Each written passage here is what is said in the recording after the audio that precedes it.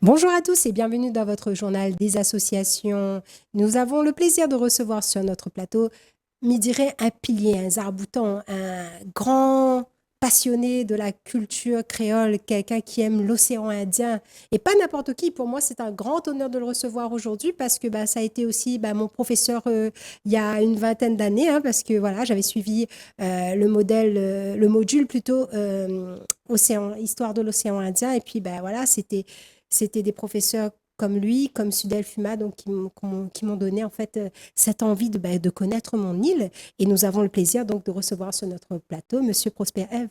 Merci Monsieur Ève. infiniment, Jessica. Écoutez, Monsieur Ève, sur ce plateau. ça fait un bail, hein? Ben oui, oui. Ah oui, et c'est vrai que vous n'avez pas changé, hein, franchement, vous n'avez pas changé. Merci. Et puis je disais que pour nous, en fait, pour les enfants, je dirais les enfants de notre génération, hein, qui avons suivi avec passion ce module-là à l'Université de La Réunion, hein, je pense que pour beaucoup d'entre nous, ça a changé nos vies. Et puis ça a changé notre vision du monde aussi et notre engagement aussi quelque part dans l'histoire aujourd'hui actuelle de La Réunion. Je pense que c'est grâce à vous, grâce à Monsieur Sudel Fuma. Et puis, c'est moi qui vous remercie aujourd'hui d'être sur mon plateau 20 ans après avoir donc avoir été sur les bancs de l'université. Donc, c'est vraiment un honneur de vous avoir aujourd'hui. Oui, c'est avec beaucoup de plaisir que je réponds à cette invitation, d'autant plus que quand on préside des associations, on manque de moyens, et notamment pour faire connaître les opérations qu'on mène. Il est bon d'avoir des émissions telles que celles que vous animez sur cette télé et je vous en remercie infiniment. Et c'est vraiment avec plaisir que je suis avec vous aujourd'hui. Voilà, et puis le mois de novembre, donc c'est un mois aussi particulier parce que le mois de novembre donc, va recevoir aussi, il y a une semaine qui est particulière, dont on parlera un petit peu plus tard dans cette émission. Donc c'est la semaine de l'histoire de l'Indienne Océanie, c'est-à-dire des pays de cette zone du sud-ouest de l'océan Indien. Voilà, et donc qu'on va aborder un petit peu plus tard dans cette émission. Mais Monsieur Ève, bon, je sais que vous êtes venu ici un peu à cause de moi, parce que a dit Monsieur Ève, il faut venir. Mais c'est surtout que vous aussi, vous faites partie d'une association, et pas n'importe laquelle. Oui, en fait, disons que je préside deux associations. Une association, l'association des Amis d'Auguste Lacossade, qui est née après le retour des restes du poète Auguste Lacossade, qui reposait au cimetière de Montparnasse à Paris. Donc, retour dans son pays natal, dans le cimetière d'Elbourg, un lieu où il avait voulu véritablement être inhumé aux côtés de son ami William Falconer, qui est inhumé, un Écossais qui est inhumé dans le cimetière d'Elbourg. Voilà. Et donc, cette association donc, rassemble certainement donc, des passionnés d'Auguste Lacossade. Mais quelles sont les actions qu'elle mène? Alors, de 2016, on a commencé à travailler pour le retour des restes en 2014. Et puis, ça s'est concrétisé en 2016. Et depuis 2016, chaque année, on a essayé de faire vivre l'événement autour de deux moments clés. D'abord, la date de sa naissance, le 8 février, où l'on a organisé une réflexion sur la poésie d'une manière générale, la poésie mondiale, la poésie bien sûr dans notre zone, mais aussi en France et ailleurs. Et le 31 juillet, au moment de sa mort, on organisait dans le cirque de Salazie une manifestation pour déclamer en fait la poésie. Et il faut le reconnaître, lorsque la Covid a arrêté en fait les activités, on a eu bien du mal, puisque après l'année 2019-2020, il y a eu des années où la circulation n'était pas tellement facile. Et donc, la reprise a été très, très lente. Et donc, ces deux événements que l'on avait l'habitude d'organiser, renaîtront très certainement l'année prochaine, puisqu'il est né en 1815, donc 2025, c'est quand même une année charnière, une année phare Mm. de son existence après sa mort. Et donc, du coup, vous avez dit que vous avez donc deux associations, et la deuxième, c'est La laquelle? deuxième, c'est l'Association historique internationale de l'océan Indien. C'est une vieille association, association peut-être la plus vieille. Elle est née en 1960. Ah bah oui, bah, je t'ai pas né. Et voilà, en 1960, et elle a été fondée par des archivistes de l'océan Indien. Ensuite, le premier président a été l'archiviste de l'île Maurice, Auguste Toussaint. Et à son décès, c'est un historien qui a pris le relais, l'historien Claude Wanké, que vous avez dû connaître certainement à l'Université de La Mm. Réunion. Et après sa retraite, eh bien, j'ai été élu pour assurer sa succession. Et donc, depuis une dizaine d'années, je préside l'Association historique internationale de l'océan Indien. Écoutez, bah, Monsieur Eve, vous faites beaucoup de choses, hein. Donc, la poésie, l'histoire de l'océan Indien, mais pas que, les conférences un peu à droite, à gauche. Et pourtant, pareil qu'à cet âge-là, on a encore beaucoup d'énergie, hein. Comment on fait? En fait, euh, il y a un besoin d'histoire. Et quand on discute avec les uns et les autres, on voit bien que souvent, il y a beaucoup de carences. Beaucoup de choses ont été dites et qui ne correspondent pas à la réalité. Donc, chaque fois qu'il y a possibilité de parler d'histoire je dirais même si pour remettre les pendules à l'heure et pour essayer de s'en tenir à la réalité des faits, ben, je le fais. Voilà. Donc, et c'est parce que aujourd'hui, les gens n'aiment plus lire de gros bouquins. Eh bien, que j'ai essayé d'utiliser deux arts pour faire passer l'histoire, le théâtre et la poésie.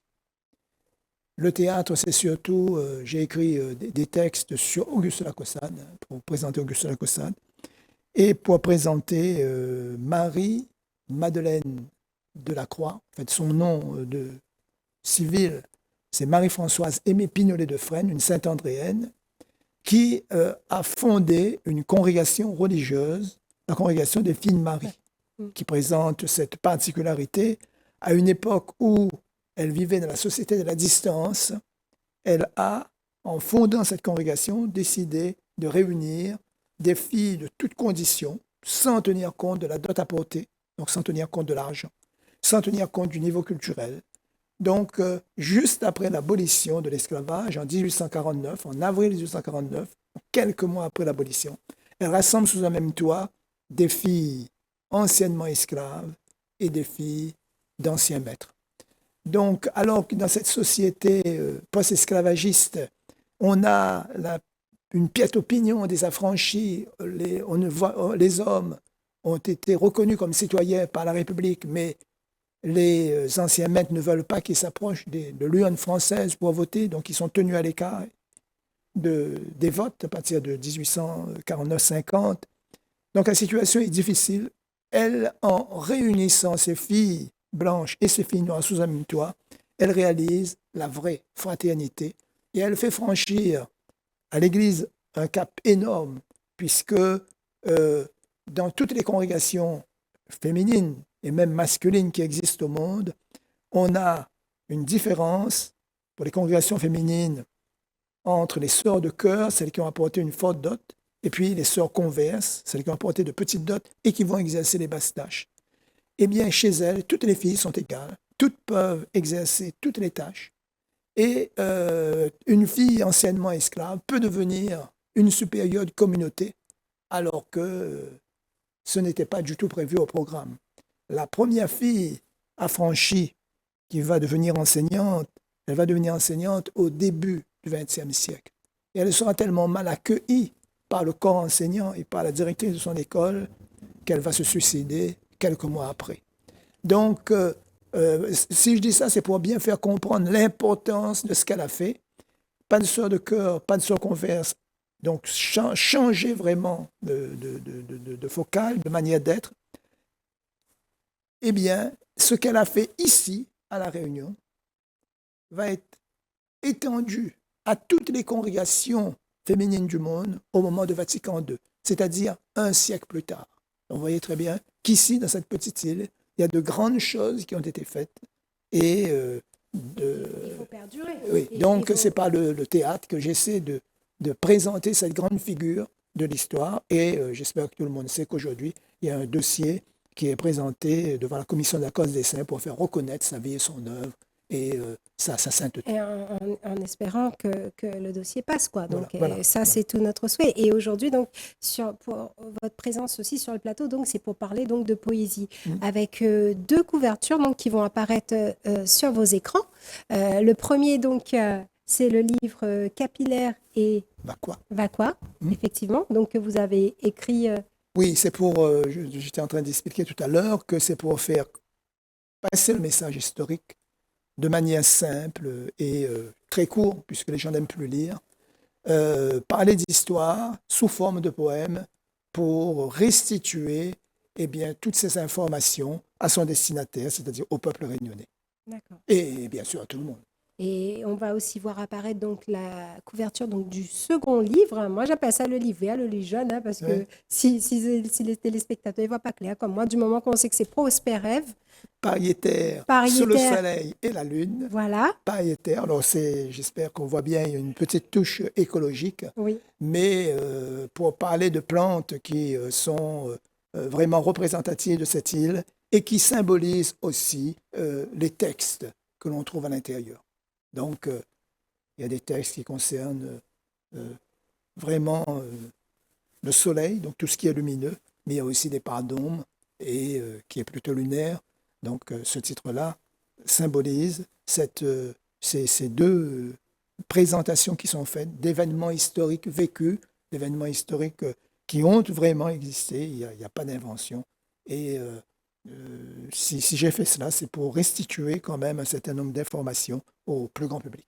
voilà. Et puis, c'était aussi quelque part aussi montrer votre amour donc, pour l'histoire et aussi pour la poésie, parce que c'est vrai qu'un livre de poèmes, maintenant, un jeune, ça Oui, monte à lire un livre de poèmes, les vados comme ça, bon, voilà, il n'est pas trop intéressé par ça, mais au oui, final, mais il c'est faut. le patrimoine, en fait, Oui, hein. bien sûr, bien sûr, bien sûr. En fait, depuis le début de la colonisation jusqu'à aujourd'hui, vous avez des textes qui peuvent être lus par des jeunes et qui ont été écrits pour tout le public, mais aussi pour des jeunes. Et j'espère que il ne faut pas d'a priori, parce que si on dit par définition je n'aime pas la poésie, ben, il n'y aura rien. Mm. Donc moi je pense qu'il faut prendre un livre, prendre un texte, lire, il y a une table des matières, on repère un titre qui plaît, et ensuite on lit, on décortique et on voit ce que ça donne. Et il faut pas, je veux dire que ce soit un temple ou un musée, n'entre que si tu désires. Et Paul Valéry qui disait cela. Et donc, je veux dire, il faut bien sûr une part de volonté, mais on apprend tous les jours. Et il ne faut pas dire, voilà, moi je préfère la BD, je déteste la poésie, je préfère le roman policier. Pas. Non, Mm. Non, il faut accepter tous les genres parce qu'on a toujours à apprendre. Ah, et moi, vous savez quoi? Moi, je vais faire passer un autre message pour tout aussi, pour tous les étudiants qui vous ont connu, hein, et pour tous ceux qui connaissent votre parcours, je dirais votre carrière et puis votre passion aussi. C'est quelque part, c'est un héritage là, que vous êtes en train de nous laisser. Et Une donc, guerre, hein, hein. ça, c'est quelque chose d'exceptionnel. Mm. Et justement, pour ceux qui veulent avoir les livres, là, Monsieur F, comment on fait? Eh bien, je vais vous remettre un certain nombre d'exemplaires. Ah, d'accord. Comme ça, vous allez pouvoir, si vous êtes à leur contact, eh bien, les vendre. Et je le dis, puisque ça a été fait à compte d'auteur, donc c'est en petit nombre et je compte sur récupérer les fonds pour pouvoir continuer à éditer. Et voilà, donc c'est pourquoi les deux volumes, c'est 30 euros. En principe, c'est pas cher, c'est 15 euros l'un, 15 euros. mais mieux Ah vaut, non, pas du tout. c'est l'ensemble, c'est pourquoi je dis bien les deux, parce que ça forme un ensemble. Voilà, et pour les passionnés aussi, comme moi aussi, donc ceux qui veulent vraiment, vous pourrez ensuite aller à une de ses conférences et obtenir une dédicace, hein, parce que Oui, il, oui. il aime bien. En plus, il a une belle écriture, Monsieur Eve, hein. Je me souviens encore que quand il corrigeait, là, il écrivait super bien. Donc, c'est là, franchement, les téléspectateurs, je vous invite donc à vous procurer ces deux livres, hein, Capillaire et Vaqua, et puis Pariétaire et Sous le soleil et sous la lune, c'est ça? Sous le soleil et la lune, Ouais, Pariétaire sous le soleil et la lune. Sous le Et je soleil et la pourrais lune. peut-être faire un petit scoop. Allez, Ah. scoop pour les téléspectateurs de Télécréole. Eh bien, bon, je continue à écrire. J'espère qu'un volume de chants d'esclaves paraîtra, j'espère, d'ici la fin de l'année. Ah, Donc, procurez-vous, parce que si vous voulez vraiment connaître la vie des esclaves, ce sont des chants que j'ai recueillis et qui ont été écrits à l'époque, hein, et par les auteurs. Ils ont écouté, c'était dans la tradition orale, ils ont mis par écrit. Donc moi, j'ai collationné ces textes. Et puis, un certain nombre de textes de chants que j'ai personnellement écrits. Donc, c'est un ensemble de chants concernant les esclaves. bon, là, il Et faudra. puis, et puis on a dit beaucoup de choses, je dirais, sur les esclaves. Mais le plus souvent, quand on a parlé d'eux, c'était le meuble. Le meuble. Et on a trop souvent, je pense, oublié qu'ils étaient des êtres humains et qu'eux, ils se sont battus pour tous les jours pour prouver qu'ils étaient des êtres humains. Et notamment les esclaves talentueux, les esclaves artisans, les esclaves domestiques, les nénènes, les sages, les matrones, tous ces corps de métier, eh bien, qui ont permis à cette société esclavagiste, système inique d'exploitation de l'être humain par l'être humain. Mais dans ce système inique, ce système broyeur d'êtres humains, qui ne reconnaissaient d'ailleurs même pas leur humanité, ils se sont battus pour prouver qu'ils étaient des êtres humains. Et un volume qui s'intitulera Éloges aux esclaves, présentant tous ces métiers, tailleur de pierre, charpentier, ébéniste, tous ces corps de métiers qui ont permis de construire la Réunion, les belles demeures. Quand vous visitez les cimetières, vous voyez bien les monuments en fer forgé, les monuments qui sont en pierre taillée, tout cela, les urnes, etc. Tout cela vous donne une idée de l'adresse et de ces tailleurs de pierre, de ces forgerons, et sans eux d'ailleurs, lorsque l'île décide de passer à la fabrication du sucre, parce qu'il y avait déjà la canne qu'on utilisait pour fabriquer de l'arak, mais à partir des années 1810, l'île s'industrialise pour fabriquer du sucre, eh bien, c'est grâce à eux, grâce à ces esclaves talentueux, ils ont été versés dans les sucreries et ils ont su s'adapter à la machine. Et c'est grâce à eux que cette industrie sucrière a pu fonctionner et arriver jusqu'à nous. Monsieur F, dis pas toutes, parce que justement, on arrive sur le plus intéressant avec l'affiche qui va apparaître sur vos écrans. Donc, la semaine de l'Indiano-Océanie. La semaine de l'histoire de l'Indiane-Océanie. Voilà, qui aura lieu donc du 18 au 23 novembre 2024. Donc, oui, tous les ans. Dans 3 jours. Oui, une semaine. Une semaine. Alors, tous les ans, depuis une dizaine d'années, l'Association historique internationale de l'océan Indien organise une semaine de l'histoire de l'Indiane-Océanie pour regrouper les chercheurs de la zone, mais les chercheurs d'une manière générale, qui s'investissent sur l'étude des sociétés qui vivent dans cet espace. Et donc, cette semaine est divisée en 3 temps, autour donc de 3 colloques. Cette année, les 2 premières journées, les 18 et 19, c'est consacré au port de l'Indiane-Océanie, de l'Antiquité à nos jours. Donc, on étudie aussi depuis l'Antiquité pour bien prouver que cette zone était vivante. Cette histoire-là ne commence pas avec la colonisation, ne commence pas avec le grand voyage, ne commence pas au XVIIe, XVIIIe ou au XVIe, mais il y avait une histoire et c'est pourquoi on commence depuis l'Antiquité. À partir du 20, 21, 22, un deuxième thème concernant les migrations dans cette zone. Et la dernière journée est toujours consacrée à l'esclavage, puisque nous travaillons là en lien avec le musée de Villèle, et le dernier colloque se tient la dernière journée se tient au musée de Villèle. Alors cette année, les 2 premières journées se tiennent à l'espace culturel sud, qui vient d'être inauguré par le conseil départemental à la fin du mois d'octobre. Ensuite, les 3 journées suivantes se déroulent à la médiathèque Aimé Césaire de Sainte-Suzanne et la dernière journée, comme je viens de le dire, se sur le déroule musée. au musée de Villèle. Voilà, donc pour les téléspectateurs, donc c'est une affiche donc que vous allez pouvoir retrouver donc sur ma page et puis sur la page de Télécréole, donc la semaine de l'histoire et la semaine donc de l'Indiano-Océanie, Oui. donc avec plusieurs journées donc Oui, avec des de chercheurs qui viennent cette année, qui viennent du Portugal, de Barcelone, du Cameroun, de Madagascar, de Grande Comore, de Maurice, de l'Inde et bien sûr de la Réunion. Donc, où des chercheurs se mettent ensemble pour raconter l'histoire et faire avancer la connaissance historique, se rencontrer entre eux pour échanger des idées, faire évoluer la connaissance. Et c'est un moment de rencontre.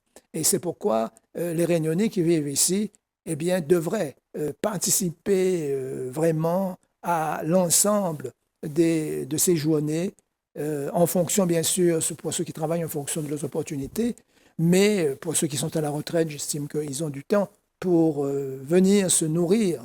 Et parce qu'on a, je disais tout à l'heure, on a toujours à apprendre. Mm. Et donc, on ne peut pas tout savoir.